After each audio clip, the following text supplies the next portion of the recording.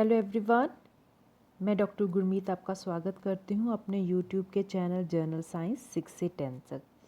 ठीक है, इस चैनल पे आपको जो 6 से लेके 10 क्लास की जर्नल साइंस में जितने भी क्वेश्चन हैं हम वो है डिस्कस करेंगे। ठीक है, तो आज जो है हम ये जो है एक नई सीरीज़ स्टार्ट कर रहे हैं, जहाँ पे जैसे कि आज जो हम सीरीज़ नंबर 1 स्टार्ट करेंगे। ठीक है, तो let's start with the questions. हाँ, ये जो क्वेश्चंस मैं आज डिस्कस करने जा रही हूँ वो है चैप्टर नंबर 1। ये जो लिए हुए ना क्वेश्चन, ये हमने लिए है ग्रेड 8 क्लास की जो एनसीईआरटी है वहाँ पे ये चैप्टर नंबर 1 है। ठीक है, so now let's start with the question number 1। Which of the following crops would enrich the soil with nitrogen. तो आप में से हमें ये जानना है कि ये कौन सी क्रॉप्स हैं जो एनरिच करती हैं सॉइल विद द नाइट्रोजन। जैसे जैसे हम फील्ड में बहुत सारी क्रॉप्स उगाते हैं तो उसमें जो है नाइट्रोजन की डेफिशिएंसी हो जाती है। तो उस नाइट्रोजन की डेफिशिएंसी को कवर अप करने के लिए हमें कुछ क्रॉप्स ऑल्टरनेटिवली उगानी पड़ती हैं। ठीक है, वो हम क्रॉप्स इसलिए उगाते हैं ताकि वो जो है सॉइल को एनरिच कर सके विद द नाइट्रोजन। ठीक है, you have the choices Apple, P, paddy and potato. तो आपको वो फसल उगानी है जिसकी रूट्स के नीचे लेग्यूम्स हों, जो लेग्यूमिनस प्लांट्स होते हैं। तो हमारे पास लेग्यूमिनस प्लांट वो होते हैं जिनके रूट्स में जो है नोड्यूल्स होती हैं। वहाँ पे कौन सा बैक्टीरिया रहता है? राइजोबियम बैक्टीरिया रहता है, जो एटमॉस्फेयर की जो नाइट्रोजन होती है उसको नाइट्रेट में कन्वर्ट करता है, जो कि सॉल्युबल फॉर्म ऑफ नाइट्रोजन है। तो ये जब नाइट्रोजन, हमें पता है कि एटमॉस्फेयर में नाइट्रोजन 71% है, लेकिन वो एज फ्रीली अवेलेबल तो है, लेकिन उसको प्लांट्स यूज़ नहीं कर सकते हैं। तो सबसे पहले जो है ये जो राइजोबियम बैक्टीरिया है जो रूट की नोड्यूल्स है वहाँ पे रहता है, ये एटमॉस्फेरिक नाइट्रोजन को नाइट्रेट्स में कन्वर्ट करता है, और ये जो नाइट्रेट्स होती हैं they are soluble in water. तो यही फिर जो सॉल्युबल, जब हम प्लांट्स को पानी लगाते हैं तो ये जो नाइट्रोजन है इसमें डिज़ोल्व होकर जो है प्लांट के ऊपर तक पहुंच पाती है। ठीक है, so the correct option is P. तो जितने भी गांठदार, जिनकी रूट में गांठ होगी ना, वो प्लांट जो है that is called the leguminous plant, और वही सॉइल को एनरिच करेगा with the nitrogen. For question number 1 choice number 2 that is P is the correct answer. ठीक है, now will move on to question number 2। Which of the following is not a kharif crop. तो अगर हम crop की बात करें तो हमारे पास जो है दो टाइप की क्रॉप्स होती हैं। One is rabi crop and other is kharif crop. ये जो क्वेश्चन है बहुत बहुत इम्पॉर्टेंट है, और हर बार जो है किसी न किसी तरीके में किसी भी एग्ज़ाम में जो है ज़रूर पूछा जाता है। तो अगर ये विच of the following is not a kharif crop, तो वो किसके बारे में पूछ रहा है? तो ये जो है राबी क्रॉप के बारे में बात कर रहा है। आपके पास चॉइसेस हैं पैडी, मस्टर्ड, मेज़ एंड ग्राउंडनट। सबसे पहले मैं ये बताना चाहती हूँ कि कौन कौन सी राबी क्रॉप्स होती हैं और कौन कौन सी खारिफ क्रॉप होती हैं। अगर हम बात करें क्वेश्चन की, तो जैसे अब यहाँ पे ये पूछा है which the following is not a kharif crop, तो मतलब हमें राबी क्रॉप बतानी है। ठीक है, तो जो है सबसे पहले जो खारिफ क्रॉप होती हैं, खारिफ क्रॉप वो होती हैं जो समर में उगाई जाती हैं। ठीक है, उनको सोइंग सीज़न कौन सा होता है? जून और जुलाई। तो अगर आपको ये भी पूछा जा सकता है which of the following is the harvesting season for the kharif crop, तो अगर खारिफ क्रॉप की हार्वेस्टिंग सीजन पूछा गया है तो you will tick the answer सितंबर और अक्टूबर में इनकी कटाई हो जाती है, और इनको बोआ कब जाता है? जून एंड जुलाई में। तो आपके पास जो है खारिफ क्रॉप होती हैं उनको हम समर क्रॉप्स बोलते हैं, जैसे कि पैडी हो गया, मेज़ हो गया, millet, soybean, groundnut and cotton. तो राबी क्रॉप्स को विंटर क्रॉप भी कहा जाता है। तो आपको क्वेश्चन इस तरीके से भी आ सकता है which the following is summer crop, summer crop का मतलब है खारिफ क्रॉप। तो which the following is winter crop, winter crop का मतलब है राबी क्रॉप। तो इनको बोया कब जाता है? अक्टूबर एंड नवंबर में। क्योंकि इनको बोया अक्टूबर एंड नवंबर में जाता है, इसलिए जो है इसको विंटर क्रॉप कहा जाता है। तो इसकी हार्वेस्टिंग कब होती है? मार्च अप्रैल में। तो जैसे कि राबी क्रॉप की एग्जांपल्स होगी आपके पास वीट हो गया, gram, peas, mustard and linseed, right. For question number, हाँ, 2 की जो चॉइस है हम बात कर रहे थे which the following is not a kharif crop, तो राबी क्रॉप है, that is the mustard. Question number 2 का जो है 2 आंसर है, that is the mustard. Now let's move on to question number 3. In agriculture, broadcasting is used for. तो जब हम ये चैप्टर पढ़ेंगे that is the crop production and management, तो उसमें जो है हम सॉइल की प्रेपरेशन करते हैं, फिर सॉइल को पानी देते हैं, फिर वहाँ पे बीज बोते हैं, फिर पानी इरिगेशन होती है उसकी, देन जब हम बी बोते हैं फिर छोटे छोटे प्लांट निकलते हैं, फिर उसमें से जो है वीज भी निकाले जाते हैं। तो ब्रॉडकास्टिंग को किसके लिए टर्म यूज़ की जाती है? You have the options ploughing the field, rotating the crops, removing the weeds and sowing the seed. Question number 3 का choice number 4 that is sowing the seed के लिए ये टर्म यूज़ की जाती है ब्रॉडकास्टिंग। तो अगर हम देखें कि ब्रॉडकास्टिंग का मतलब क्या होता है, so broadcasting is the sowing of the seed. बीज को बोने के लिए हम ये जो टर्म यूज़ करते हैं broadcasting. So the sowing of seed by hand या मैनुअली जब हम सीड उगाते हैं दैट इज़ कॉल्ड ब्रॉडकास्टिंग। इसके लिए टूल कौन सा यूज़ किया जाता है? Seed drill. तो आपसे ये भी क्वेश्चन पूछा जा सकता है, what is the tool use for broadcasting? It is the seed drill. Seed drill कुछ इस तरीके का होता है कि जैसे ये सीड हो गया, यहाँ पे ऐसे होल्स होते हैं, तो उसमें जो है सीड जाता है। तो फिर यहाँ से एक तीखा होता है एक पार्ट जो ग्राउंड में जाता है, और जैसे जैसे ये आगे जाता है उसमें से एक एक दाना जो है निकल कर पीछे पीछे बोते जाते हैं। एक रेगुलर इंटरवल पे ये जो है बी को बोसता है। तो द सोइंग सीड को उगाना with the help of hand और manually it is called as broadcasting. So अब चलते हैं हम नेक्स्ट क्वेश्चन के ऊपर। Fish liver oil is rich in. Fish liver जो है, जो इसका ऑयल होता है वो किस में रिच होता है? You have the option vitamin A and B, vitamin B and C, vitamin A and D and vitamin D. जो फिश लिवर ऑयल है that is rich in A and D. तो इस तरीके से भी याद कर सकते हैं। फिश लिवर ऑयल जैसे है, अगर ये चॉइस दी है A and B, B and C, तो हम वाइटामिन को क्लासीफाई कर सकते हैं fat soluble and water soluble. Water soluble में आपके पास बी एंड सी आएंगे, फैट सॉल्युबल में आपके पास ए डी ई के आएगा। तो ए एंड डी इकट्ठे हैं जो एक ग्रुप को बिलोंग करते हैं। तो जो फिश लिवर ऑयल है that is rich in the vitamin A and D. And most important जो टर्म विटामिन है that was coined by a scientist named as funk, and this is also very very important question। बहुत बार पूछा जाता है कि जो vitamin term है वो किसने यूज़ की थी सबसे पहले? It was the scientist that is the Funk. और जो फिश लिवर ऑयल है वो रिच होता है विटामिन ए एंड डी। यहाँ पे एक फैट सॉल्युबल है, एक वाटर सॉल्युबल है, ये दोनों वाटर सॉल्युबल हैं।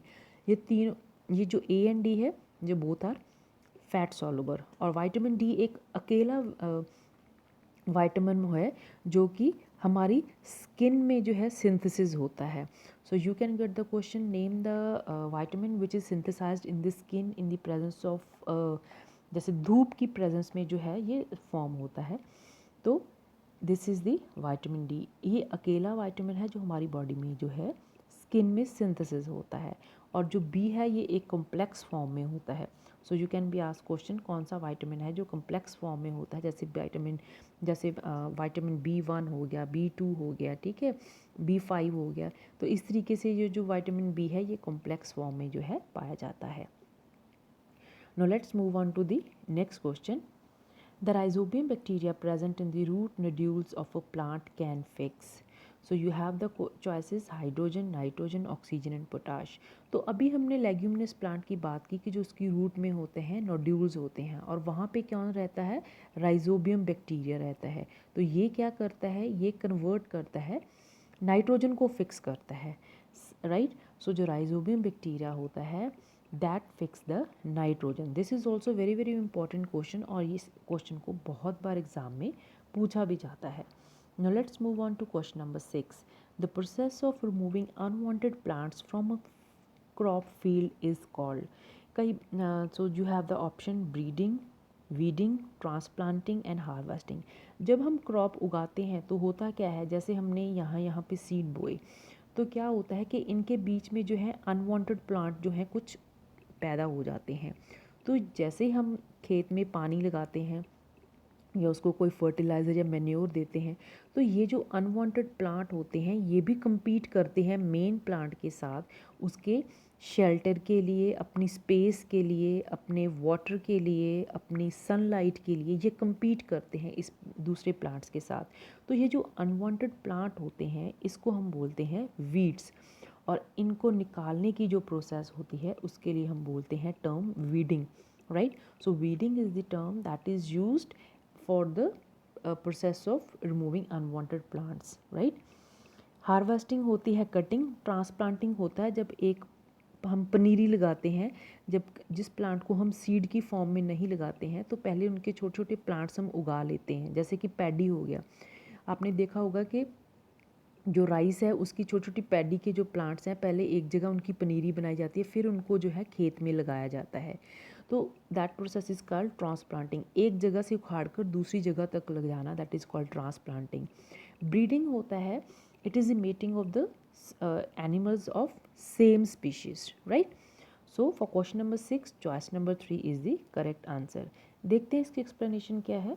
The process of removing unwanted plant from a crop field is called weeding. तो आपके लिए आपसे ये भी क्वेश्चन पूछा जा सकता है कि जो दो कॉमन वीडीसाइड्स हैं जो यूज़ किए जाते हैं for the process of weeding is 2,4-D and MCPA and butachlor. 2,4-D MCPA ये एक है एंड ब्यूटाक्लोर दो, दूसरी चॉइस है, ठीक है। तो ये जो है दो कॉमन वीडीसाइड्स हैं, इनको भी याद रखें, ये NCERT बुक में मैंशनड है। Now let's move on to question number 7. Which of the following is not a rabi crop? अगर ये राबी क्रॉप नहीं है तो वो किसके बारे में पूछ रहा है? ये खारिफ क्रॉप के बारे में पूछ रहा है जो कि समर क्रॉप है। So you have the option soybean, peas, wheat and linseed. तो जो सोयाबीन है it is not a rabi crop, it is basically a kharif crop. For question number 7 choice number 1 is the correct answer. Now let's move on to question number 8. The best technique of watering the fruits, plants and trees is।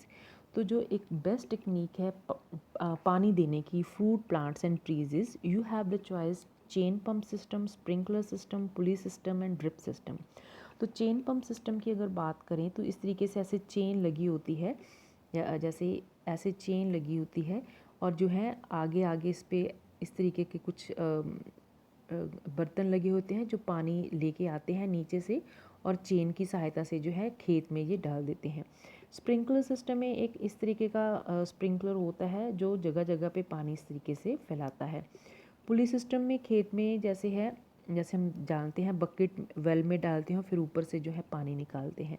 Drip system में क्या होता है कि जैसे एक plant है उसी के पास अलग अलग इंटरवल के ऊपर सिर्फ एक एक बूंद करके पानी जो प्लांट की जड़ में जाता है, and this system is called drip system.